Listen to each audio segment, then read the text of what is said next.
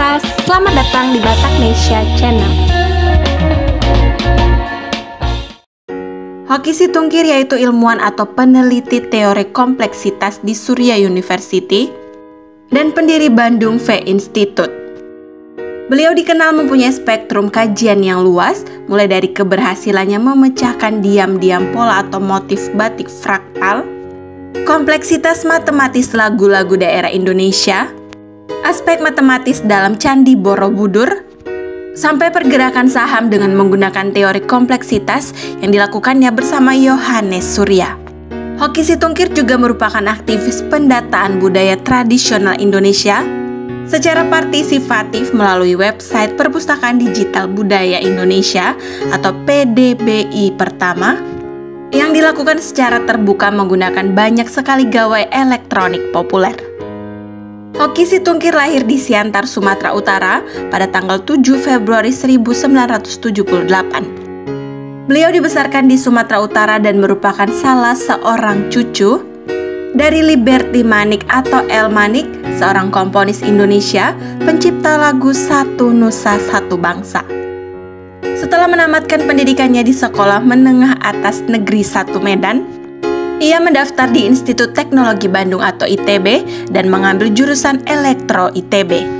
Semenjak menjadi mahasiswa, ia telah aktif dalam banyak sekali organisasi, seperti anggota Majelis Permusyawaratan Mahasiswa di Himpunan Mahasiswa Elektronik, Tim Materi Orientasi Studi Keluarga Mahasiswa ITB, Kepala Divisi Dana Tim Beasiswa KM ITB, dan Kepala Divisi Budaya Unit Kesenian Sumatera Utara ITB.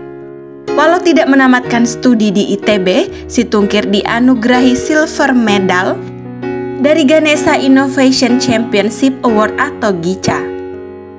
Saat ini Hoki Situngkir juga menjabat sebagai presiden di Bandung V Institute dan seorang peneliti di Center for Complexity Surya University. Beliau juga aktif dalam banyak sekali pertemuan dan komunitas ilmiah berskala nasional dan internasional. Awalnya ketertarikannya dengan teori kompleksitas yang dikembangkan Santa Fe Institute, forum riset di Santa Fe, New Mexico, Amerika Serikat, dimulai dari banyak sekali diskusi dan korespondensi melalui internet. Teori yang dikembangkannya di Indonesia ini lahir pada final kala ke-20, dengan merangkul banyak sekali disiplin ilmu dan menjelaskan suatu persoalan. Pada awalnya kebanyakan risetnya berafiliasi dengan sistem keuangan dalam kajian ekonomifisika, yaitu penggunaan banyak sekali model fisika untuk meneliti pola-pola data dalam ekonomi. Riset-riset kompleksitasnya kemudian membawanya untuk meneliti batik. Ia ingin menunjukkan batik bukan ornamen tetapi lukisan yang disejajarkan dengan karya Leonardo da Vinci, Raphael atau Michelangelo. Ia mulai mengumpulkan banyak sekali motif batik dan kemudian diterjemahkan dalam rumus fraktal atau matematika.